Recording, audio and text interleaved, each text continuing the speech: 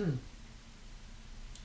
our links up here, and then we'll roll into some cool stuff.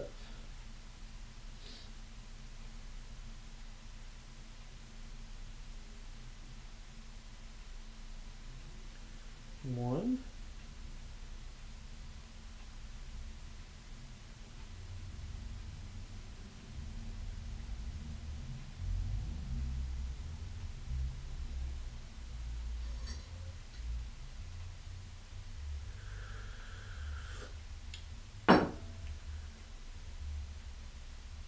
Hope everybody's having a great night and Happy New Year.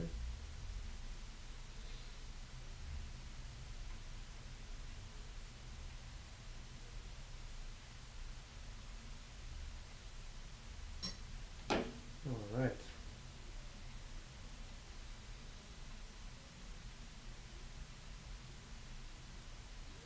Jeremy, good evening, sir. Welcome to the stream.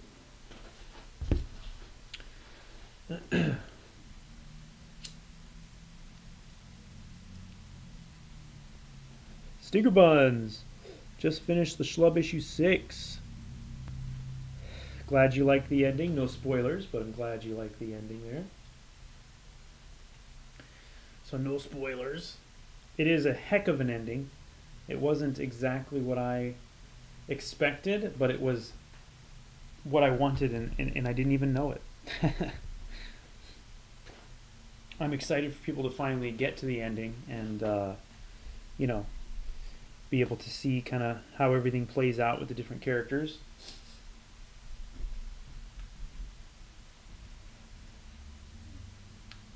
It's fun because I haven't been able to talk to anybody about it other than Kenny and Ryan because nobody knew what the ending was, but now I'm excited because I can just discuss like the whole story with everybody and like everything that happens to the characters throughout. So, Jeremy, thank you for the congrats. I am very excited. My first Image book, my first last issue of an Image book. Well, maybe. If you read it, you'll see. All right, we are about ready to go here. Just waiting for a couple more folks to show up.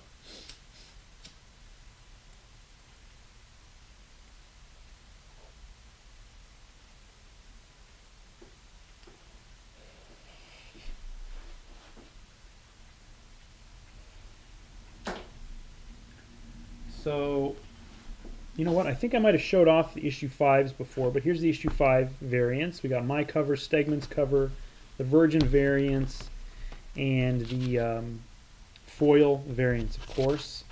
All very cool. Let me see. I was also going to pull out.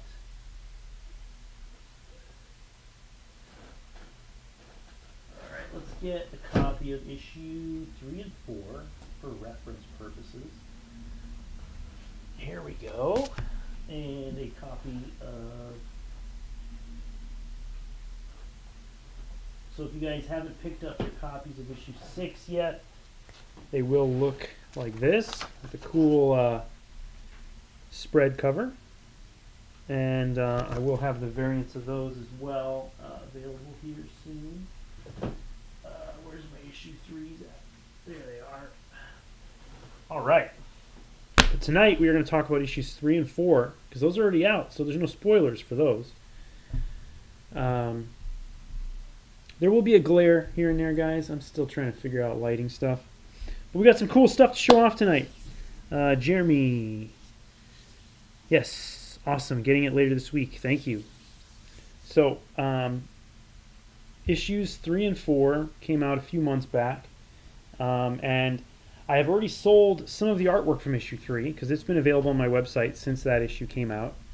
But issue 4, the pages are going to drop tomorrow. So I wanted to go ahead and go through the issue 3 pages that I still have and show off some of the issue 4 pages and give you guys the normal behind the scenes look.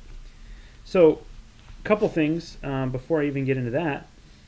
Tomorrow you will be able to buy all 6 issues of the Schlub from my website. So if you go to tyrellcannon.com, you can pick up issue 1, 2, 3, 4, 5, and 6, and any variant you want from those, while supplies last, of course. I have very limited numbers of some of the variants, especially the Stegman variants. So, you know, if if you guys want to grab any of those variants, or if you've just been waiting to get them, from me, you can now buy all 6 starting tomorrow. So just stay tuned for the exact drop on that, but it will be tomorrow. And at the same time, some of you folks know this from the newsletter. If you're on the newsletter, I've announced some of these things and some different things you don't know about yet. You can subscribe at tyrellcannon.com, but the issue 4 original art will drop tomorrow, which we'll be looking at tonight. So it's a great chance to get a peek at the pages that are going to be available and kind of see what's going on with them. The other thing that will be coming out tomorrow is the Schlub Chibi stickers. So I got die cut, let's see if I can get a little die cut chibi style versions of the characters as stickers. We got Cirrus / Roger and Worm, and we got Roger / Cirrus, and then we also have Worm's little monster minion guys.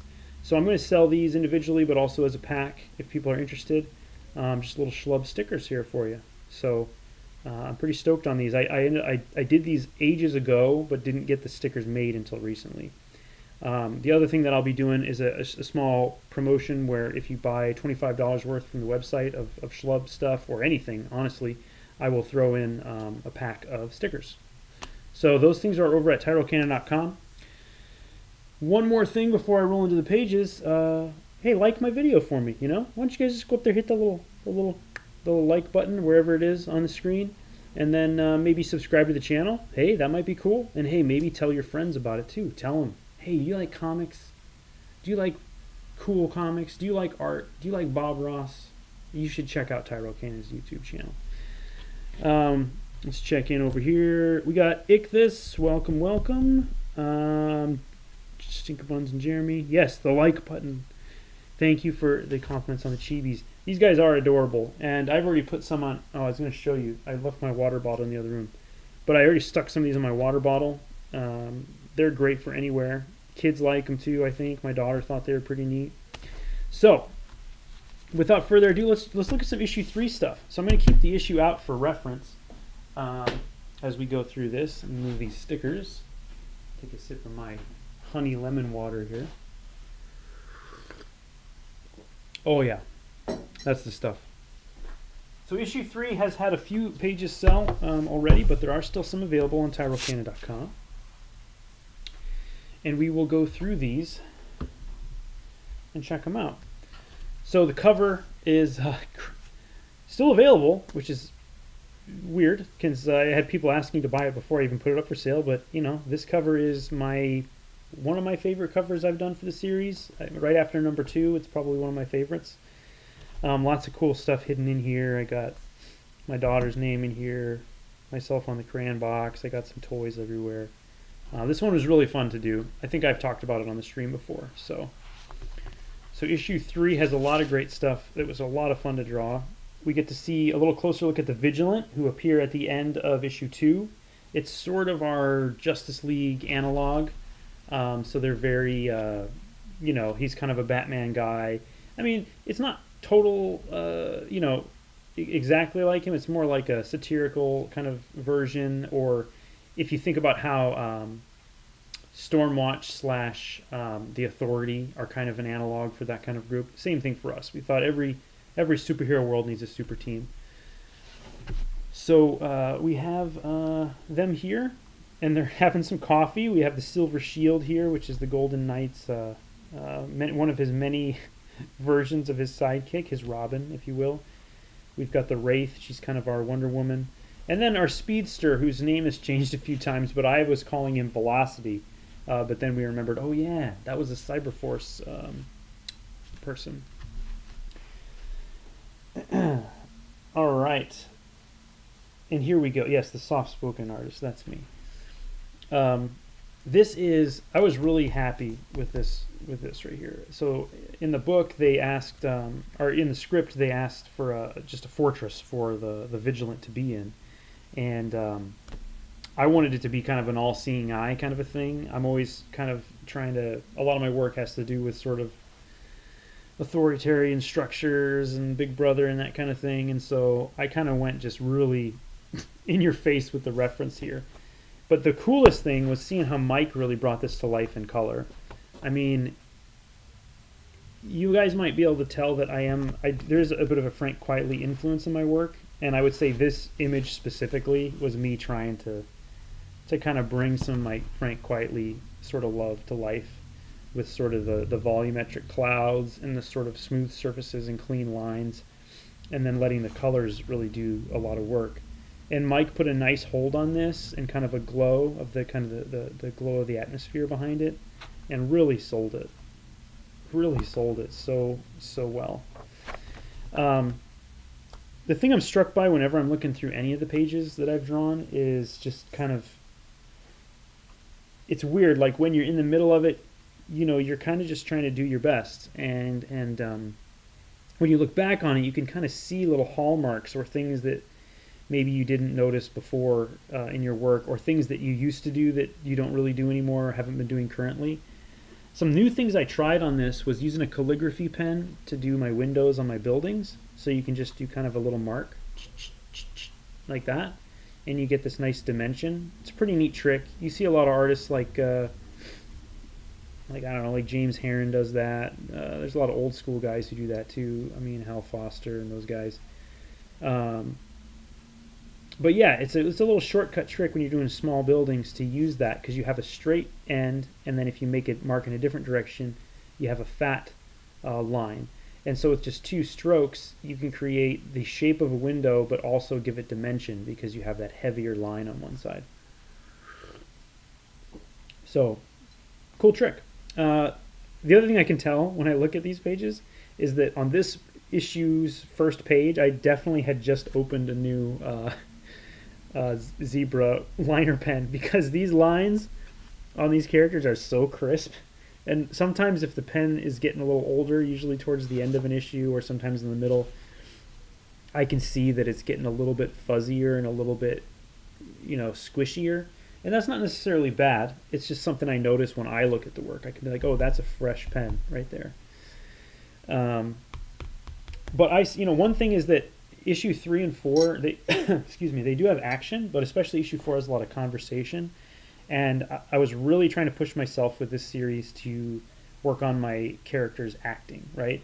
So I tried to give them all like some kind of expression, and a lot of times I want them to talk with their hands a little bit or use props. Here you can see the speed guy kind of rubbing his brow with just frustration.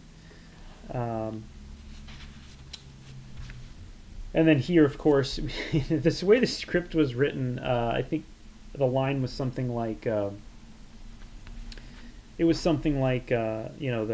Golden Knight is saying his big line, like, you better watch it, mister, or whatever. And the Silver Shield, it says something like he's looking on with admiration or something like that. So I really tried to capture on him that sort of like, oh boy, look at my my superhero guy. And then same thing throughout the scene here with Roger and Sirius's body, kind of like paying attention to his eyebrows and things and trying to make the Wraith look confused here. And then I figured they could exit through that big eye that you saw on the other page. So here we're back at the hideout that we saw a little bit of in issue 2. It's an old abandoned subway station. And so I kind of made it up as I went. I did use a little bit of reference, just kind of a mishmash of different subway stations, and kind of just picked and choose what I liked. And you'll see more of that actually later in the series. Spoilers for anybody who hasn't read issue 6 yet, but more subway action on the way. But yeah, this was another one where I can see what I was using. Like I definitely filled in these backgrounds with a Q-tip with ink. I can tell, if that's interesting to anybody. I can tell that I used a brush pen a lot on almost all of the bricks on this here. These are all dry brush from my brush pen on these backgrounds here. So it's kind of like just a dry brush. It looks really cool on paper. You never know how it's going to translate when you adjust things for color, like to bring the files into kind of how they should be for coloring. But lately I've been really into just taking that risk, let's just see what happens. Let's do the dry brush and just see what happens. Because even if it looks terrible, I was very much trusting Mike to kind of pick up my slack if I ruined anything here. I'm really happy with how I drew his cape right here. That's nice. I was scared of capes when I started the series. Let's see what the chat's going on here. Parody, sure. Right, it's soft parody, sure. Thanks, Kova's Lookout. Matt Nick, thank you. We've got, and then here we go. So one thing that is missing, you'll notice, is page 5 sold already, which is not surprising. It is my favorite, one of my favorite images in the whole series. The image of Sirius in Roger's body riding on Roger's back and his body. You kind of get to see the city. You kind of get to see them teamed up. I think when Ryan and Kenny saw this page, they were saying, like, you know, that's what the book is about, like that scene right there. So that one's sold, but I do have other pages. So here we get to see some new villains. This was really fun. A lot of you may have read the books. You know who some of these people are. Yes, Stinkerbun Spicer is the man. He is absolutely the man, and I cannot wait for the chance to work with him again. You guys let me know if you like to hear about the story stuff as far as what's going on in the book, or if you'd like to hear more about like what pens I'm using and stuff. You know, let me know, and I'm happy to talk about whatever folks think is the most interesting. One thing I did want to talk about on this page, though, 2 things actually. It is 3 things. I'm going to say 3 things. I was really proud of myself because up here on these, I tend to naturally veer to want to make things very perfect and clean. And up here on these buildings they're flying by, I really just went in with like a Tombow pen and just kind of just scribbled the speed lines in. Like instead of using a ruler, instead of like, you know, I just was like, it's like they're like wiggly little speed lines, you know, almost like it's like heat. And it turned out really nice. And I'm always worried about doing that because I'm worried how it's going to match with stuff like how tight this bottom part is. So on their faces, the 3 henchmen, we go really kind of goofy with them, which I really enjoy drawing. And so we have this kind of motion hand that I really like to do with where I kind of distort the figures. And these big agape mouths. But one thing you'll see on here is, it might be hard to see, you know, here, but there's a lot of whiteout on that bottom panel. So a hard thing for me at least, and I think for a lot of artists, is finding that balance of kind of density of the line work and the blacks and the whites and everything and how it all balances on the page. And it's really easy to just kind of over-render every surface. And I tend to do that. I tend to fill in blank spots a little too much. So sometimes after the fact, I've at least gotten at least conscious enough that when I do that, I try to you know, rectify that with some whiteout or some pro white is what I'm using actually.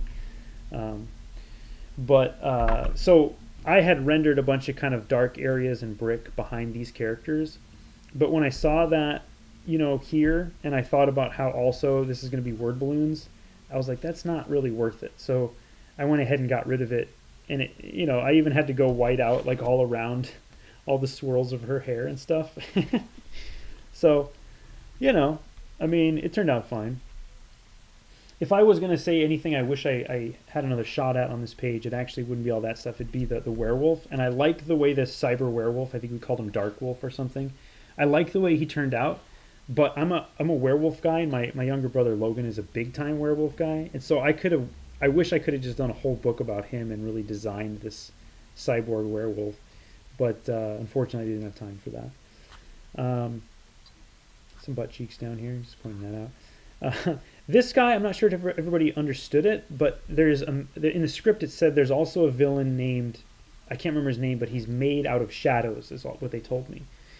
And so what I tried to do was make the shape of him, but where a shadow would have been from some of the other characters, and then ask Mike to kind of help with maybe a color hold on there, which I don't recall if Mike did, but let me look. Yeah, well, so what he did is he kind of colored it in a little bit, so you can kind of tell if there's a person there. And then on the next page, you can kind of see his face a little clearer. When they get attacked here in a minute, you don't actually figure out where he goes, and I don't know, maybe he pops up in other places in the book. I don't know, maybe. Maybe if you look close, you'll see something. I don't know. So here's Daddy Longleg, I think is what we called him, which is funny because he has a bunch of arms. I gave him a Freddy Krueger kind of sweater and sort of a you know, a Huey from Beef Bros, kind of high top haircut. Really happy with this little sequence here. I like a little 3-panel sort of funny sequence. I think that's a great pacing for any kind of jokes in a comic, or even it's not even a joke. It's just like a beat comedy of like I'm talking, then shut up. But these lines are so clean here. It's nice. I mean, I like to work a little dirtier lately, and so it's nice to see these clean lines. I don't know, maybe I'll flip-flop back. It's a dialogue scene, you know, so there's only so much that a lot of artists think they can do with it, and I've definitely been guilty of that. So, but like I said before, what I was trying to focus on was the acting of the characters, and what are they like? You know, what's this guy like? What's this guy like? How would he say the thing he's saying? You know, that kind of thing.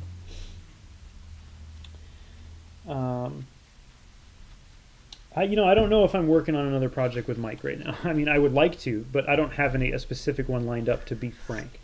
But I guarantee I will at least do one more thing with Mike, even if it's just me paying him to do something for me, because I really, really enjoyed working with him. But hopefully, you know, if things align and the spirits are on our side, me and Mike will do a cool book together again. Because he just is a boss on some of these pages. Oh, that's another page that got sold, was page 8. So again, not surprising, but it's Worm popping up to surprise our bad guys here. But Mike's colors on this page, and then the way he did the lighting and everything on this kind of energy suck thing is really cool. Really cool. He's not afraid to play with the kind of colors that I like, which are things that are a little more, you know, magentas and purples, but mixing that with, I mean, this page is a great example with oranges, and then in a lot of my work I'll also use kind of like a blue, which you'll see him do here. And I love that. This like candy color, not quite what we had in Beef Bros. That's a different thing. That's great too. But what I did in Eris, I tried to have that kind of candy color. So anyway, I was happy with this. We just had to show a battle. They said, you know, they have a fight. I think I came up with him having this porcupine power come out from a smorgasbord. And then I wanted this sort of energy. He sucks the energy out of the villains, right? And so I wanted it to be kind of a, you know, sucking into these little rings that he has kind of built into his outfit. And it sucks them down to husks. And then, of course, they team up with our henchmen, which I just love that. A lot of these monsters, I was just going with them on the page. So there's not like a consistent, this is exactly how the monsters look. The way I thought of them is sort of a, you know, a constantly shifting nightmare shape, you know, that sort of comes for them. Or, you know, that comes out of the deep to get people. And so the monsters were really fun because the guys didn't give me any specific direction on those either, and I was able to just sort of go with what worked best on the page. Let's see. Do I thumbnail on paper or digital? I thumbnail digitally, and it's hard, maybe hard to see, but on like this page you can see there's some blue lines under here. So I thumbnail on my iPad, and then I do I print that in blue line onto the paper, which is where you can see my guides here.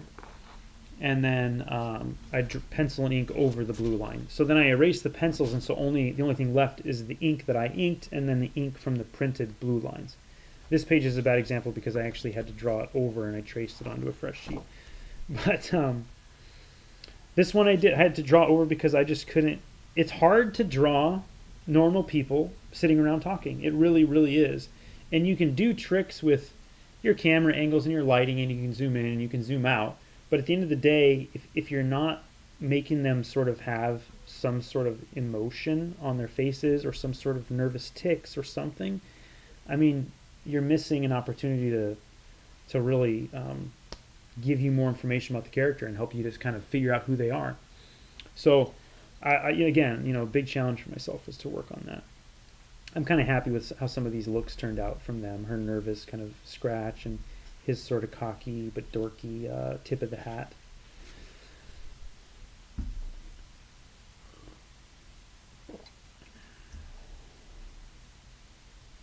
My panel flow is fun. Thanks, Ichthus. Smooth transition and panel layouts. That's a great question.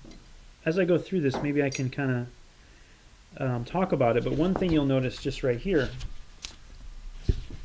from what we've seen, is we've got sort of an establishing scene. And so it's always good to have, you know, a larger panel. And then that can help you dictate, okay, what are the rest of the panels I have to work with? So one way to start for me is to be like, well, what's the most important thing on this page and how big does that need to be? And once you have that, you can kind of start piecing together backwards from there. The other thing is there's so much to talk about, but like thinking about sort of the page as a whole and how it looks, but also thinking about the sort of beats between what's happening. So if you're having a quick dialogue scene, just having panels right next to each other is a very nice way to do that. And then if you want to break then you want to think about the flow of a conversation or the flow of the action on a page. You know, if you decide to break from that convention of this grid, then that automatically changes the pause that is potential for the reader to have in those moments. Whereas if it was this, if I did a 9-panel grid, those read generally at the same pace, right? But if you can break up your space or change the shape of the panels or the shape of your grid midway, it can help you to. I think it helps to kind of speed up and slow down the way people are reading the page. Obviously, if there's dialogue involved, you have to consider that, not just in leaving room for it, but in how that's going to be parsed out from the panels. So I figured that, you know, if you have 3 panels like this, there's going to be a similar amount of dialogue in each one. You're not going to have like tons here and one line here and then like tons here. Whereas here, you know, there's a conversation between two characters in the same panel. You know you're going to have some word balloons, right? And then the other thing I would say is I think about my pages a lot as sort of a zigzag, right? Even if I'm not using a zigzag layout.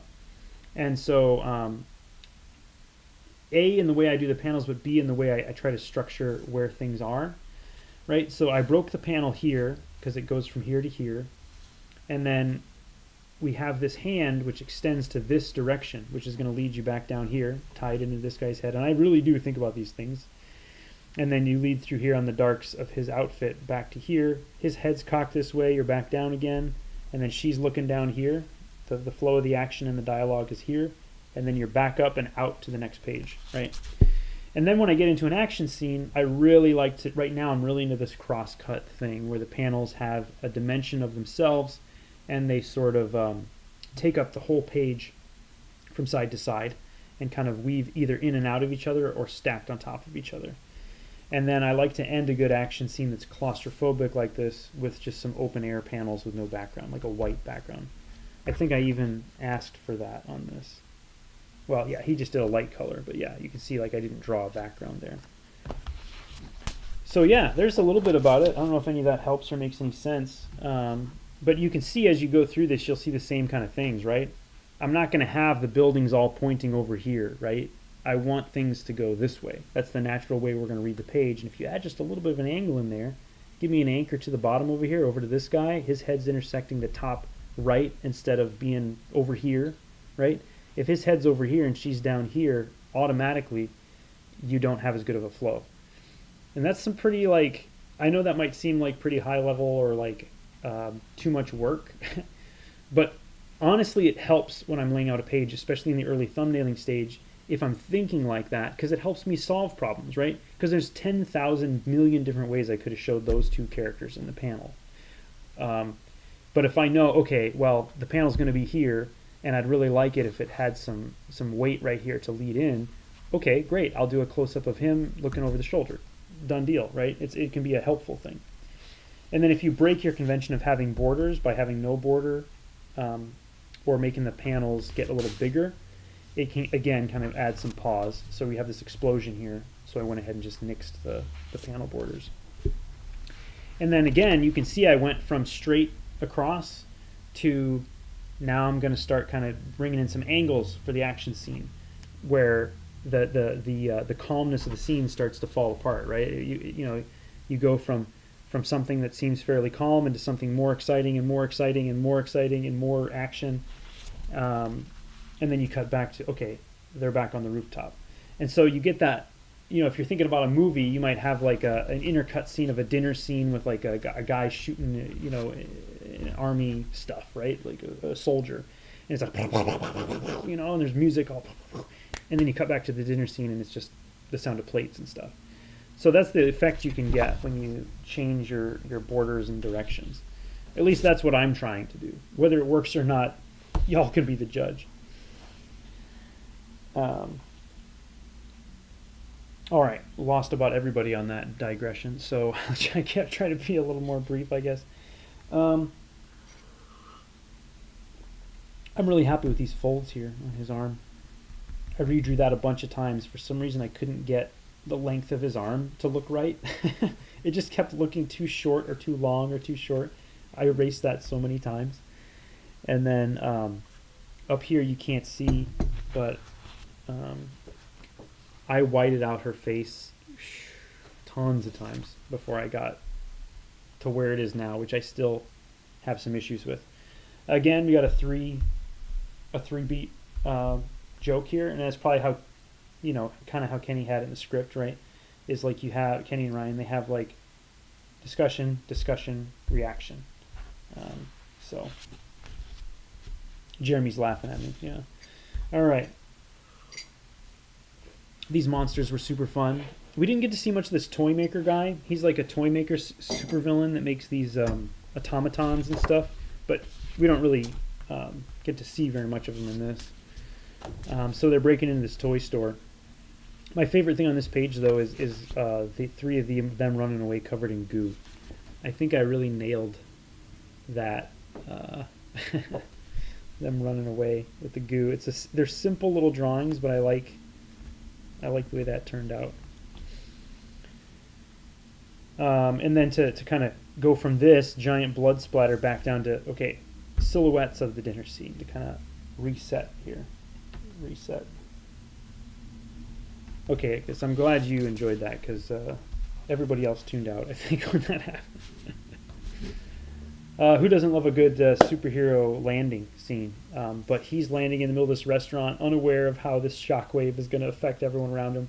Quintessential Roger move, I'm going to go down there and look cool to impress my ex, and I'm a superhero, and he does it, but he thinks nothing else of the consequences for other people. And that's really the thing that Roger struggles with, is he's so into his own problems that he can't think about other people, and he doesn't like himself.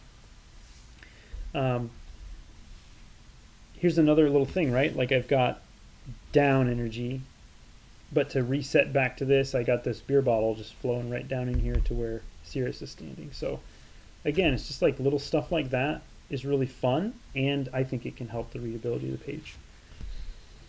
I really like this drawing of Sirius, and I really like his expression right here. And man, I like this drawing of Roger too. This is one of my favorite pages in the book, actually. I love the expressions I was able to give all of the characters. Like, she's got the right expression here. They've all got exactly what I wanted them to have on their faces. And I was able to do some cool silhouette stuff. I was able to finally draw his cape correctly. Yeah, this is a good page. I can also see sometimes how confident I am on the day that I was drawing different things. I was really confident in my line work here on his legs and arms and stuff, because I can tell that I only made one stroke on a lot of these. I didn't go back in and rework the strokes a lot.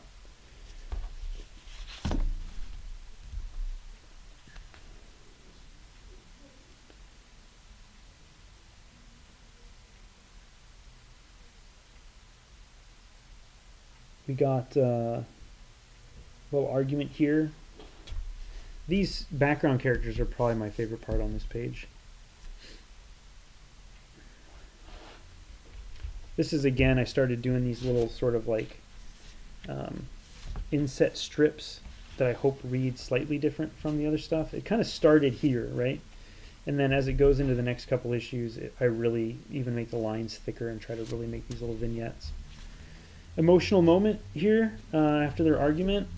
So I tried to strip away a lot of the noise, right? Of like lots of background stuff and lots of characters in every panel.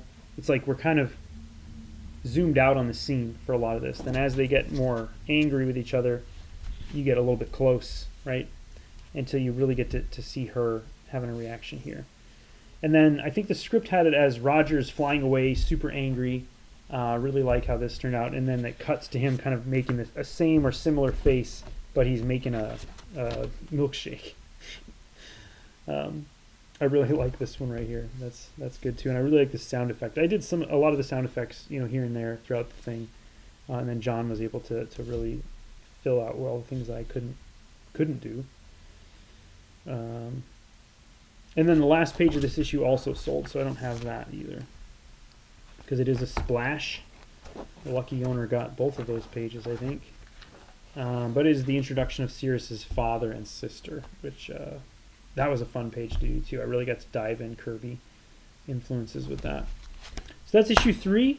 I'm going to dive into issue 4 here if you guys are still with me. I'd love to take a look at issue 4. I haven't seen it in months. All right. And again, if anybody has specific questions, I'm always happy to answer them. I really love it when people can see behind the scenes, because that's what I like with a lot of artists that I follow. I love to go talk to them at shows. I love to look at their portfolios. And if they ever do these kind of things, which most of them don't, I like to check them out.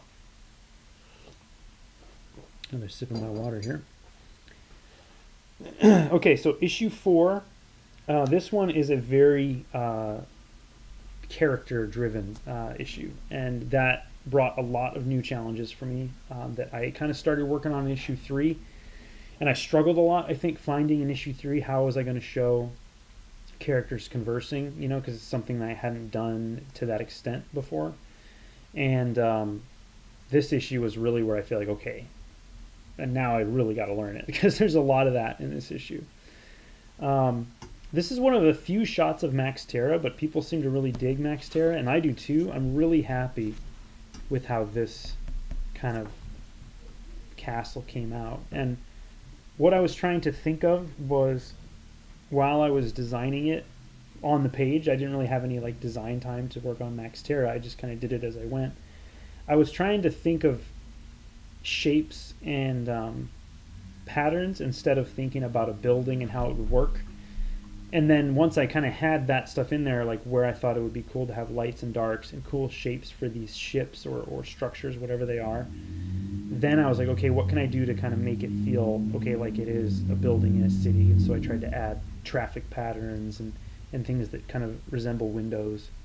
And then Mike really sold the colors on that and kind of gave it that brightness and everything.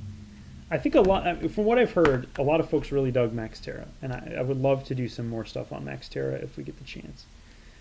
But then here's his dad. I kind of went, there's a lot of Kirby there, but I kind of was trying to, again, think a lot about patterns that can be kind of stretched across the shapes. I feel like Kirby did that a lot. You come with these great shapes for armor, and then you kind of just throw patterns all over it. So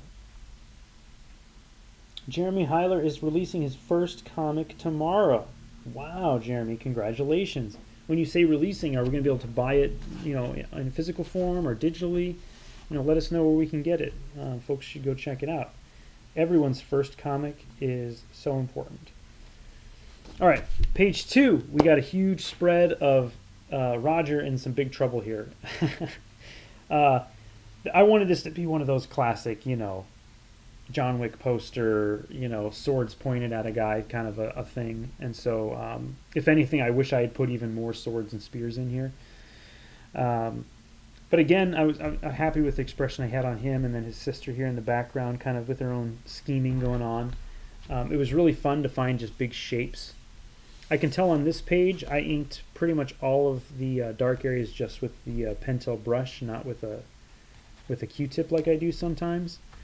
And I would say the brush pen is the majority of the lines on the dad and on Roger here. And then a lot of these kind of small, kind of hatchy areas are with, some of these are brush. This is brush pen. These are brush pen, these little short ones. But these longer ones are probably a Tombow or a Zebra pen is what I'm using. on those. Again, anytime I can draw the hero kind of full bodied, making a pose, but not like with Roger, the pose had to be kind of superhero-ish, but a little bit like off. So he has this kind of dumb look on his face. He's so fun to draw, man. Roger Cirrus is just so fun to draw. I obscured the dad's face. I wanted to leave that a mystery for a later date, hopefully. You know, like what does he look like? But really happy with how this page turned out. I love the flow of it. I like where I broke the panel borders, where I left out the backgrounds, and how I had all these intersecting shapes. You know, you got him intersecting the panels. You have this panel intersecting his space. You have her behind the panel, but intersecting their space. I'm really happy with the design of this page, and then the way this right here came out, I really, really like. I think it's rare that I find the exact right balance that I'm looking for on the amount of rendering to have and the amount of solid shapes to have. And I think this is a perfect example of like just the right amount. And I'm really happy with the confidence in these brush lines. This is all brush on his belt right here. And then she's pretty much all brush here, which is surprising to me. I did do a tiny bit of cleanup with pen on some of these areas like her eyes. Some more Max Terra. Kind of some underlighting here. Again, I'm happy with all these shapes that I was able to put in here on these pages. Kind of the dark shapes, the spotted blacks. So, you know, it's a little Blade Runner-y. It's a little Asgard. It's a little, you know, Kirby, Fourth World. Max Terra is kind of a mix of those things. And then we have a bunch of scenes with just regular people at a dinner party. And boy, oh boy, you know, it's funny that when I used to go around to shows and get my portfolio reviewed, the thing you would hear them tell everybody, like not just me, but like everybody, is like, you can't just draw superheroes. You got to be able to draw all the different kinds of people, right? But then I look at most superhero comics, and this is not a slam against anybody specific, but I don't feel like they're showing any difference between the bodies of the superheroes and the people. In the 90s, all the characters, you know, superhero or not, looked like giant muscle dudes. And now, all the characters, superhero or not, just look like kind of fit, slender people. You know, it's like, there's like no difference. And, you know, again, I'm generalizing. There's a lot of people who do a great job of showing different body types and stuff. And, you know, I could name check them all right now, but I'm not going to. You know who they are. But, you know, I wanted short characters and tall characters and skinny characters and heavy characters and kids, you know. And it's really hard to do that. And I don't know if I nailed it, but, like, that's the challenge. And that's the thing that I think is a great goal to have, is to be able to show the differences. And so that when you're in this world versus this world, you see a big contrast, right? Like, these people are 8 feet, 9 feet tall, right? And these people are like 5-something, right? 5-something feet tall, maybe 6 feet tall, a couple of them, right? And they're all different sizes and levels of fitness. And I spent a long time, like on this page specifically, and on this page, because this is a lot of characters, and anytime you have to draw a lot of characters, like a team book is always 10 times harder, right? Or a book with a lot of characters having conversations and they all have to have reactions to things. So I spent a lot of time on this panel and these panels because that was where I figured out what these characters are going to look like. I didn't really have time to do a whole design sheet for the whole family, so I just was like, okay, what's he look like? You know, what's she look like? And just tried to draw the faraway version of what they're wearing, and then the kind of close up with their reacting face. But I'm pretty happy with how they turned out. You know, they're pretty cool. I like this guy's sweater pattern. These reaction panels turned out pretty good. I agonized over them. I really agonized over those. So hard. I'll tell you right now. You know, I would rather draw 10 pages of a guy punching another guy in the face than 10 pages of this, just because it's more difficult to do this. Not because I don't. I mean, I enjoy them both in different ways, and I want to do work that is in both of those arenas. But this is so much harder. And I don't. And it's not even just a matter of like I don't do it very much. It's more a matter of it's harder to make people look natural than it is to make them look unnatural, right? So again, I do some creative paneling here to just kind of help with the pacing and stuff, but still very kind of square, right, and level. You know, maybe a little bit of a turn on these panels with reactions, and then maybe a bolder border for a big time moment, and then a really big moment. Then we can turn it again, right? And we can kind of give it a little bit of like, whoa, okay, things are a little bit intense here. And then again, playing with where I'm pouring out the backgrounds. I'm really happy with how I did Cirrus as Roger here. And then this is all dry brush down here on the chairs. And so, and I have dry brush back here too with hatching over it. I was just trying anything. And is this issue 4? This is issue 4. And the other thing I did, if you get the issue, you can see, is you can kind of see how the dry brush translates different, you know? I mean, you can only get so close here. But you can kind of see the difference in how it translates when it gets onto the page. You lose some of the finer gray areas, right? And then the other thing I did is I wanted to try using like splatters as almost a tone. So I was experimenting with making my own splatter sheets. So I had all these sheets of paper, you know, I don't know what sizes, and I was just doing splatters with different brushes and toothbrushes and sort of building like a gradient. And I was going to try to see if I could make that as a background. They didn't really work very well, if I'm being honest. But this is one of the spots where I used it. So this splatter here on the background of this panel on the final book was actually laid in digitally here, because I didn't want to take the time to cut a mask. If I was doing a commission with that same effect, I would have cut a mask. But on the pages, I was like, it's not worth my time, because you just got to get them done. I like how I did the reflection in the glasses here too. And here he is, Sergeant Skyhawk. Oh man, I really like Sergeant Skyhawk, man. He's so cool. Oh man, all they said was he's like Sergeant Skyhawk and he flies around, and I was like, okay. And so I did like I actually did one day. I was just like feeling it, and I did a bunch of drawings of him, like, you know, character sketches.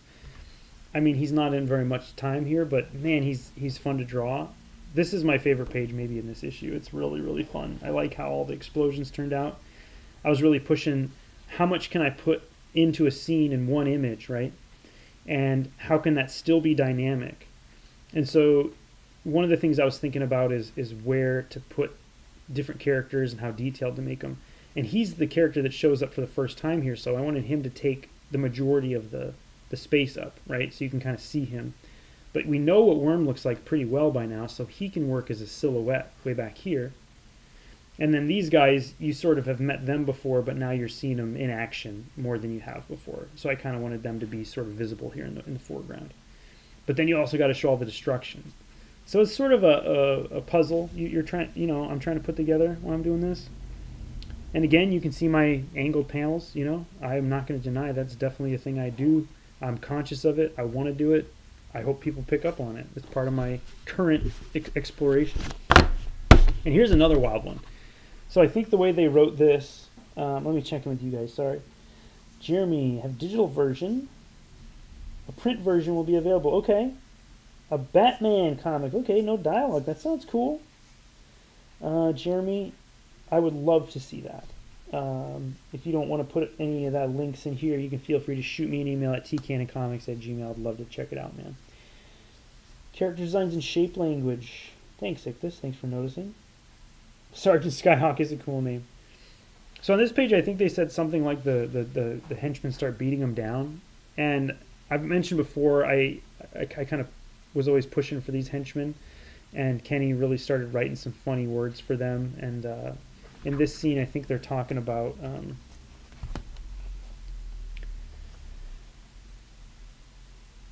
they're talking about what they want, right? And they're each like, when I get paid, I'm going to get, you know...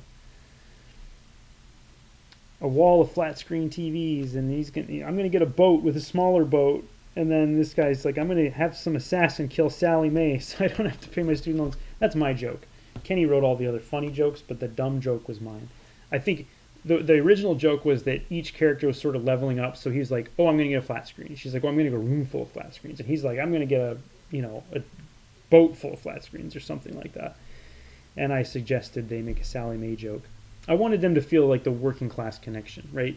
The other characters, like Cirrus comes from another world, and honestly, Roger comes from a world that's not really my world either. He's kind of from an upper class family. These characters felt like people I could understand. You know, they have a job and they just need to pay rent, and they made some bad decisions. I can relate to that stuff. So I was always pushing for them. So they'd give him a real beatdown. Poor Sergeant Skyhawk. He was betrayed by them. You know, they led Worm there. And he gets his life essence sucked out. And I love the design that I would try it on this page. I don't know if it completely works, but it's very wild and there's no other panels like this in the series where there's like the three and like a circular. I rarely use curved line borders. Like, it's very rare for me right now. But it's like their moment, so I kind of wanted it to feel a little different. And then he sucks his life out. I always love drawing this energy, and then I really was happy again with the expressions on their faces. They're all sort of realizing, why did we team up with this guy? I'm not sure we can trust him. So, Rob Liefeld's shoulder pad influence, that's absolutely right. Jeremy, when it comes to writing, do you have a lot of input? Well, I wouldn't say I had a lot, because like I was trying to focus mostly on the visual, but it's not because the guys weren't open to hearing what I had to say. They always were asking me what I thought about things and if I had any ideas that I wanted to throw in. But I wasn't like in on the writing meetings. Like Kenny and Ryan would meet separately from me a lot of the time and talk about the scripts and everything, which was totally cool. You know, like that's sort of what we were expecting to be the workflow. But then, you know, sometimes when I would get the script from them, the initial script, which didn't have specific dialogue in every case, there would be sometimes. I would make suggestions there. You know, I'd be like, oh, could this guy do this, or could these characters say something that's funny like this, or whatever. So yeah, you know, they were very open, but they kind of did their thing, and then we kind of, you know, I would do the pages, and then they would actually do another pass at the script after I did the art. And so the collaboration was interesting in that way, that it wasn't that I had writing input in the actual writing. It was more that the writing would sort of adjust after I was locking in some visuals, which was really cool.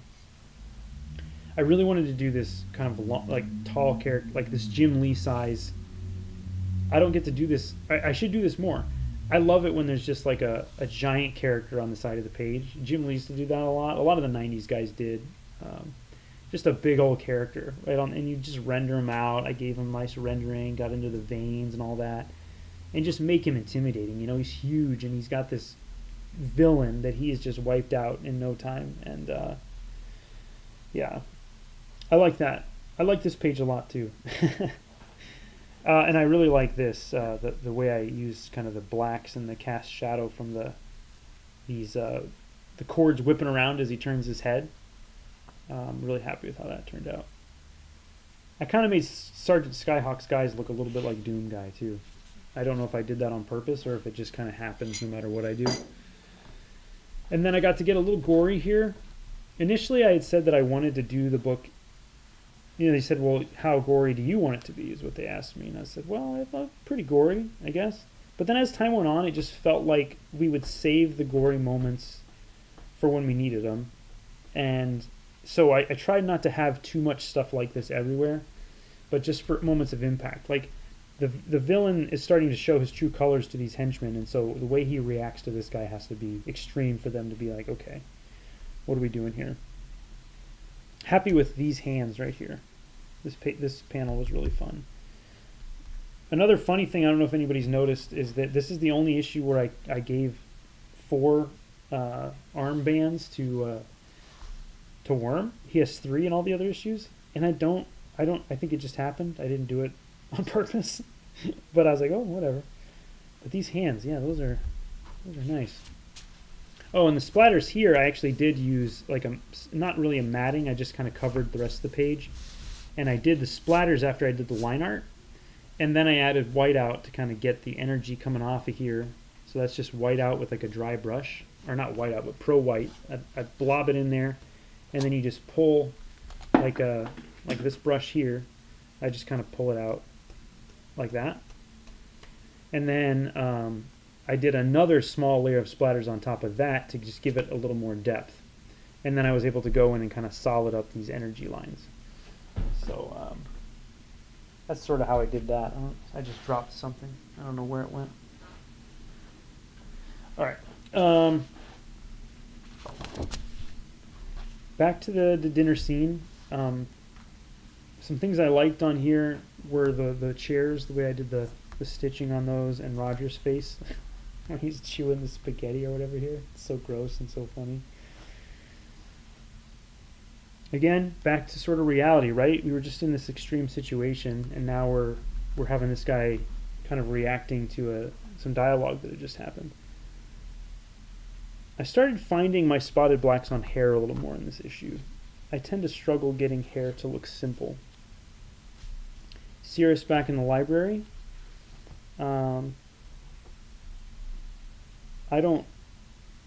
Drawing the books and stuff seems like it's a lot, but once you get going, they go pretty fast. The hard part is doing all the perspective and deciding what the shelves all look like, right? Once you get in here, you don't need to be detailed, you just need to kind of imply, and that's a hard thing to find the balance of. But as I went through it, you know, when you get to the top corners, you can really get loose with it. It doesn't have to be, you know, very detailed. Back with the librarian, after I designed her with her crazy hair, I was like, oh geez, I gotta figure out how to draw this from all the different angles. And it doesn't make any sense, but she has cool hair. This panel, I can tell I was super confident in. I don't think I did more than a stroke on every... This is all just like... this is zebra pen on the slam. And some of this. This is like a brush pen. This is brush pen. That was like one stroke on all those. Whereas I completely agonized over their faces, which shows.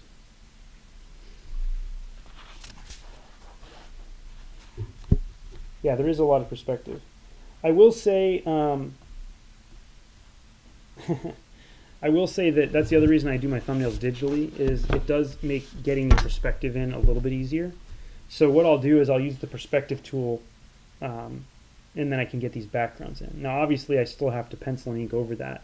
And I don't have my thumbnails alone here to show you, but what you would see is on the thumbnails I don't have necessarily the books drawn in. What I have is I just drew in the perspective grid so that I have it on the paper. And then I can go in on the paper and draw where everything is, you know. But it's just a little faster than me doing it by hand. You know, that's the other way to do your perspective is I could have set my vanishing point here and gotten my ruler, you know. And I still used a ruler to get the lines straight that needed to be. But to not have to set all that up and draw it, it's just, that stuff is just kind of tedious, you know. And when you're doing a book, you got to just find the shortcuts. And so the perspective tool is very useful. I was happy with them walking kind of in stride with each other. With her arm around him, he's kind of confused. She's sort of lying to him. Her nails scratching his armor here. That was my idea. And then I like how this blobby shapes here of his contrasty body turned in. A little inset of the librarian. I really like this here.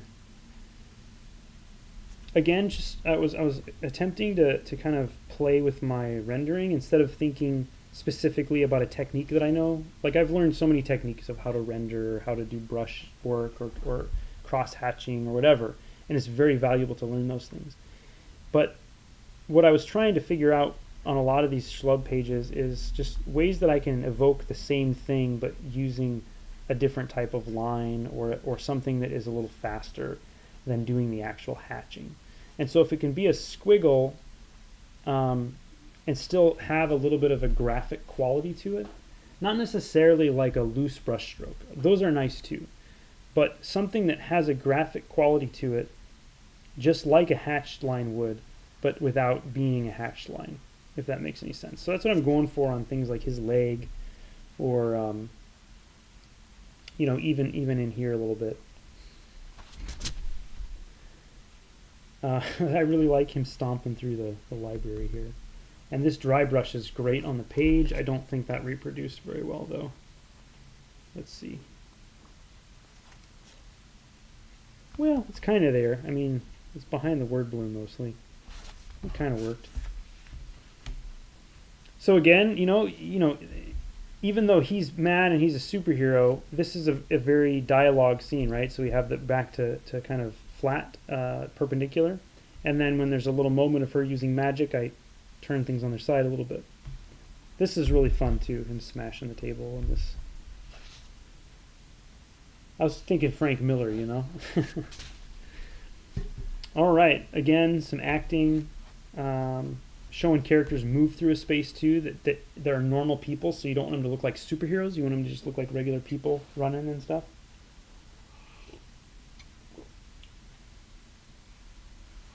Eli, any thoughts on doing an ink-only artist edition trade paperback? You know, I would absolutely love to do that, Eli. And here's what I will say. I probably won't be able to do anything in print for the Schlub for a long time. Well, not for a long time, but if it comes around, it's not going to be soon, I guess is what I'm saying. But one thing I do, and I will be updating very soon, I'm not sure if any of my patrons are on here, probably not because there's not very many, but if you do sign up for my Patreon, I have the raw scan, black and white, unlettered versions of my comics available as PDFs for you to look at. And so if you are a patron member, you can just go to like the folder with my comics, and I will share them in there as like artist edition or black and white only versions. So I'm actually about to upload, it probably isn't going to be tomorrow, but sometime this week I'm going to upload the artist editions of these first 6 issues of the Schlub onto for my patrons to see. So, you know, there's a plug for my Patreon. You can go see artist editions there. And then when I do my Kickstarters for like my book Eris, I do artist editions of those as well. And I will be doing Eris issue 3. I think I've mentioned it on here a couple times. That's actually what I'm working on right now. And Eris issue 3 is also going to have the artist edition. So if you go back that Kickstarter when it's available, one of the levels will include an artist edition. And on those, not only do I show the raw scans, but my brother and I go through and do director's commentary like this on every page. So those are pretty fun.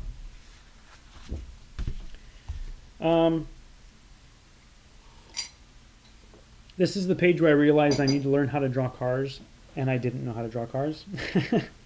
So, you know, I used some reference, but I wanted to get to the point. What I didn't want to do is always just end up tracing a car or using a car as reference for every shot. I wanted to be able to draw a car generally, and then it's just my car, right? It's not like I drew a Ford Escort exactly, but he kind of drives a Ford Escort, right? I want it to look like a Ford Escort, but with the ability for me to change it in a way that makes it mine and also makes it easier to draw, hopefully. So this was me beginning to try that. I think by the time I get to issue 5, I'm getting a little more comfortable with cars. But one of the things I tried to do here was to just use some solid shapes instead of thinking about exactly what the grill was shaped like. Use sort of solid shapes, and then the way light reflects on paint to kind of do that. And then also on the buildings, I was trying to do that with these bricks. Again, this is just little lines I did with a brush pen or a calligraphy pen, where you just kind of use the side of your brush and you do like each little brick. Most of the stuff with them is going to be zebra pen with some brush pen. Happy with this explosion. Very cool. I wanted it to look like a Jim Lee style explosion from his X-Men and Punisher stuff. And you can see again, what did I do? I went right back into my zigzags. I think they really bring a lot of energy to the page. They make the overall layout look a little more chaotic, but they also bring sort of a speed to the motion that's going on. And then you can chop into that here and there, which is kind of fun. His face turned out pretty good. And then here we get to see Cirrus in Roger's body show that he could still kind of fight, right? He's not a superhero, but he kind of does a little judo throw here, which I was really happy with how this little judo throw, or whatever it is, turned out. And so socks this guy, but then he gets blasted. And here's where we start to see some stakes, right? Like Sarah is injured, Cirrus is in Roger's body, and he can't defend her. And then the big reveal in issue 4 of where's my body? So you sort of find out that maybe Cirrus's body was never his to begin with. I'm happy with this page. This is the last page of the issue. I'll stick on here for a minute after we finish this. I'm happy with this page, and one of the things that I remember about drawing this page was really just enjoying making marks. I was just like, I just want to make some fun marks, and so that's where these long hatches, these kind of volumetric hatches come from. And I had already established kind of my black space, and so I was just sort of enjoying it. And then when I got to the leaves and the trees up here, I didn't want to draw leaves. I just wanted to kind of make marks that made me think of leaves. And I had a really fun time drawing this page, except for this guy's leg. I hated that. But I had a really good time drawing this page. And I'm in a group, kind of a friend group with some other artists, some really cool people in that group. Stegman is in there, and Riley Rossmo, and David Costa, Jay Leiston, Daniel Warren Johnson, and some other folks. And when I put this page in, the guys were like, whoa. And I was like, okay, I did something right here. Because if that group of guys like something I draw, I usually am like, okay, I've done something correctly here. But the other thing that I really liked while I was working on this page, other than the mark making, was this was maybe one of the first times I figured out that I wanted these rings to kind of look like almost like they were spinning when he was using his energy. And I kind of gave him these sharp spins, like they're like flying around on his wrists while he's doing his magic or whatever. And then having that kind of guy stepping out of a portal, that's just so me. That's such a movie scene that I would love. And I was just like, this is going to be a really fun page. So I was really happy with how that one turned out. So that's issue 4 of The Schlub, which, you might be able to find issue 4 somewhere on your shelf in your local store. If not, though, as I mentioned before, the artwork for issue 4 will be available tomorrow on TyrellCannon.com. And then the every single issue and all the variants of each issue will be available. So issues 1, 2, 3, 4, 5, and 6 will all be available for purchase on my website. In addition to that, I mentioned earlier in the stream, I will start having these for sale. These are the Chibi Schlub character stickers. We got Cirrus and Roger and Worm and his little monsters. And if you buy $25 or more in the next couple weeks on my website, you'll get a free pack of the stickers to go with your order. So tomorrow, it's not up yet. It'll be up tomorrow, Wednesday. These things will be for sale, which will include issue 6. So if you haven't gotten it already and you don't have a local comic shop, you can definitely get it from me. If you got it at your local comic shop but you want one of the other covers, you can get those covers from me. And if you just want to have a copy of it signed, every copy of anything you buy from my website will come signed. And if you want me to write, your name on it too, you just got to let me know when you order it. But I hope you guys will check that out. All right, let me catch up some of these questions here. Fade into darkness on the top right panel. Which panel were we talking about, Eli?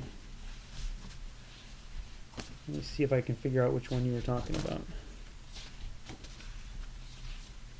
Oh, were you talking about this one? That's dry brush too.